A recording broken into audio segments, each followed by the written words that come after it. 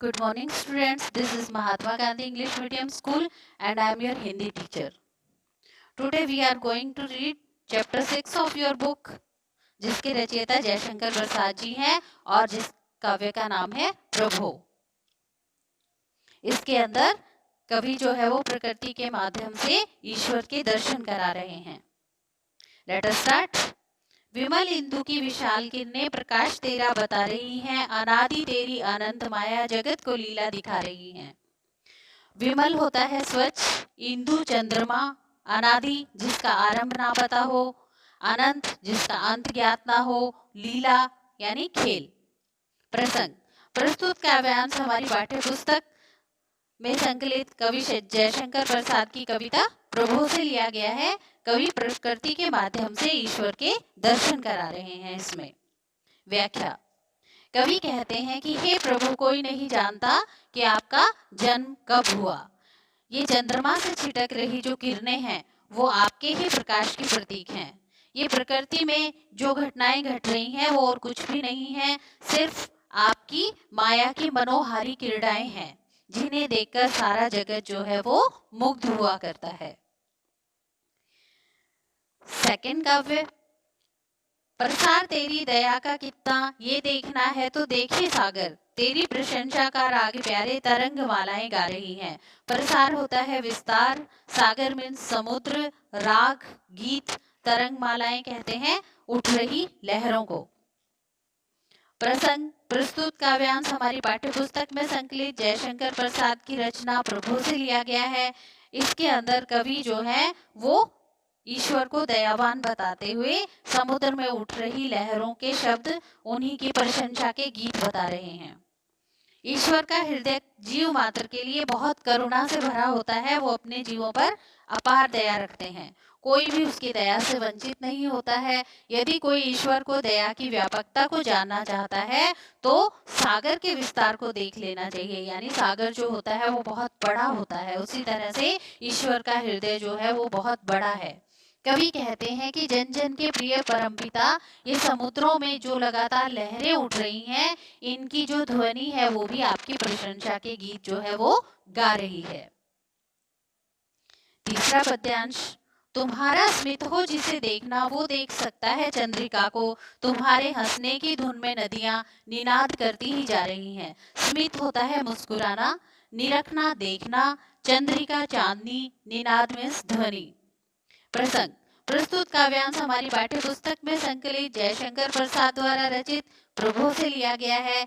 कवि चांदनी में ईश्वर के मुस्कान के दर्शन जो है वो करा रहे हैं और नदियों के प्रवाह में मधुर हंसी जो है वो प्रभु की सुनाई दे रही है, ऐसा बता रहे हैं।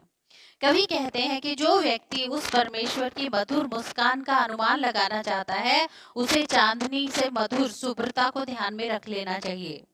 उनकी स्नेह और कृपा में हंसी की ध्वनि नदियों के कल कल प्रवाह में सुनाई देती है। यानी नदियों के बहने से जो आवाज सुनाई दे रही है उसके अंदर ईश्वर की हंसी को हम महसूस कर पाते हैं। विशाल मंदिर की यामिनी में जिसे देखना हो दीपमाला, तो तारकागण की ज्योति उसका पता अनूठा बता रही है। यामिनी होती है रात, दीपमाला दीपों की पंक्तियां, तारकागण तारों के समूह, अनूठा मीन्स अद्भुत या अनोखा। प्रसंग प्रस्तुत पद्यांश हमारी पाठ्य पुस्तक में संकलित कवि जयशंकर प्रसाद की रचना प्रभो से लिया गया है।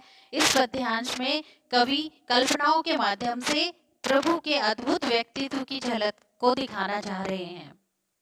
व्याख्या। कवि कहते हैं, क्या तुम उस अज्ञात परम प्रभु के रात्रि में दीपमालाओं से दमकते विशाल मंदिर की झलक पाना चाहते हो, तो फिर उस विशाल नीले आकाश में झिलमिलाते असंख्य तारों को निहारो।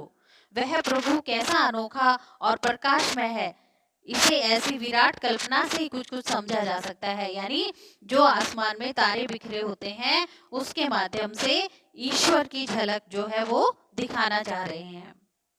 प्रभु प्रेम में प्रकाश तुम हो, प्रकृति पद्मिनी के अंशुमाली, असीम उपवन के तुम हो माली, धरा बराबर बता रही है।